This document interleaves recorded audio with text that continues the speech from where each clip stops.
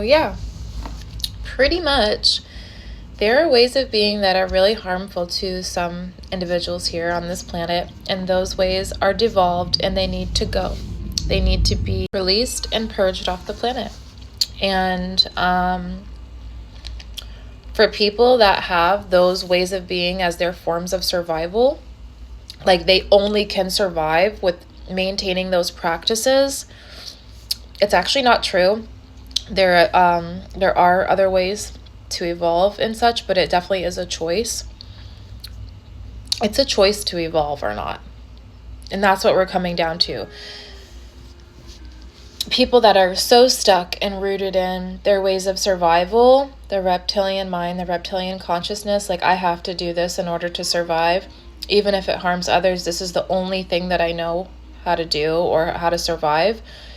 Those people, those groups, they're going to be hit with the most trouble and challenge because they're not evolving past their survival or reptilian ways of being. Okay? They don't want to seek higher ways. They don't want to stop harming. They don't want to do better. They don't care to. And that's all. It starts with a care. Like, all right, is what I've been doing actually harmful to other people? Let me see if there's another way for me to do this something without harming. Okay? And we have these groups literally fighting tooth and nail to maintain their unhealthy, devolved, cannibalistic in a way, siphoning natures that are harming other people and have been harming other people. And as we are in the age of Aquarius, Aquarius is all about humanitarianism, our specific goal in humanity, and how our individualism feeds the collective. So we are in a state of understanding our individualism and respecting and honoring that, our weirdness, our freak flag, right? But how does that relate to the collective whole? Can we remain individuals and honoring our individual ways and identities while also celebrating and honoring union and, harmony with the whole of humanity? Can we still celebrate our individualism without harming others? That's what this is all about. And some people do not want to know how. Some people don't know how. And there are ways dying off. It's inevitable. It's inevitable. It is inevitable for some of these ways and folk to be dying off. Because we're not going to be on a planet that harms people for gain. We're not going to have a parasitic planet anymore that's siphoning off of other people to gain, to survive. That's very reptilian, very lower chakra based, root, sacral, and the solar plexus. We need to be up here in the heart, because in the heart space, if everyone is operating from their heart center, no one is getting hurt. No one is getting siphoned off of. Everyone has a maintained energy where they don't need to pull at other people to feed themselves, which is a very reptilian nature thing. They don't have a developed heart center.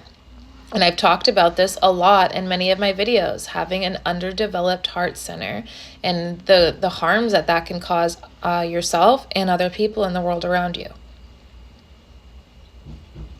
The heart center is where our truth, our honoring for others and ourselves reside. So basically, those that are not developing their heart centers, their truth centers, they're going to have the hardest time because they're not evolving. They're choosing not to evolve. They want to cling on to the ways that they've been. They're not okay with change. They're not okay with they don't want to do better. They don't care to do better. They don't care to develop their heart centers. And that is not going to fly on this planet anymore, because if everyone's operating from a heart-centered space, no one is parasitic. If we're just operating from the lower chakras, the reptilian parts of self, we're operating in a parasitic society. So we have to seek higher ways of becoming for our survival on this planet. This world is not going to survive continuing the ways that it has. So obviously change is being ushered in. We are ushering in change.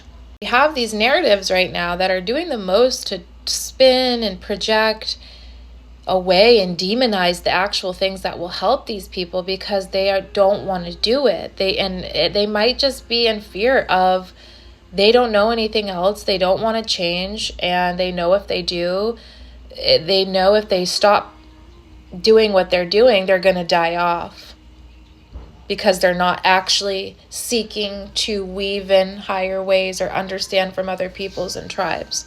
So we literally have people here demonizing the actual medicine that they need to actually develop a healthier heart center to help them evolve. And it's not going to fly. It's not going to fly. It just won't.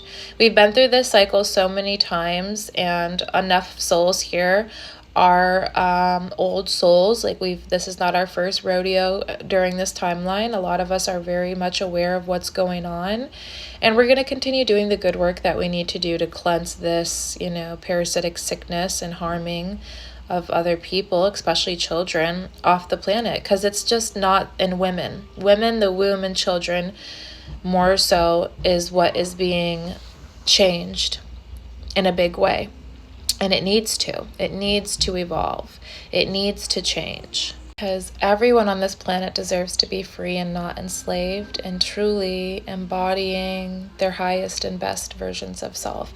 And some of us can't do that when we have these groups demonizing and dominating and promoting sickness and saying that the help is actually the demon. We have a lot of energy on trickery, black magic, manipulation going on right now that is distracting and pointing this way, that way, when really the call is coming from inside the house, friends. I'm going to keep saying that.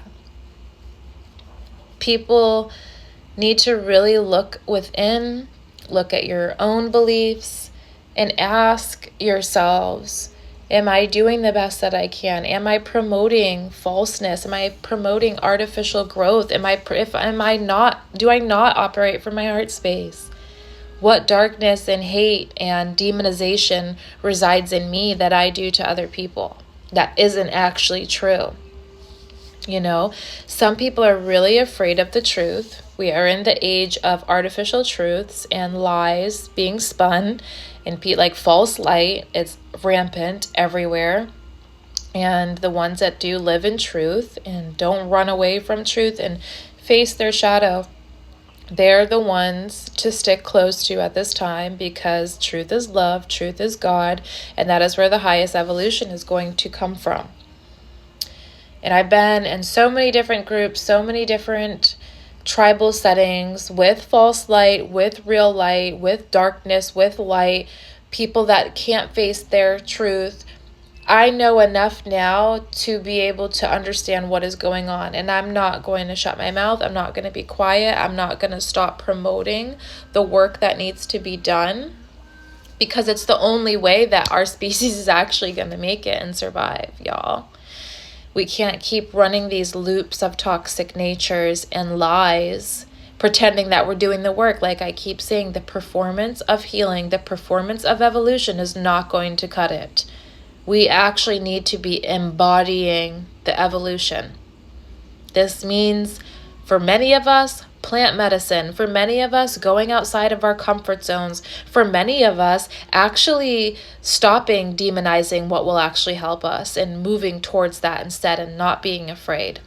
We have to be open to receiving it, though, and we have to get off our high horses and leave our egos at the door, because none of us know everything. I don't think I know everything. I am always open to learning and listening, and that's what keeps me, I feel like, so enlightened, because I'm always prepared to be wrong, and I'm always prepared to learn something different. I might continue with a part 3, but I'm going to leave it here for now.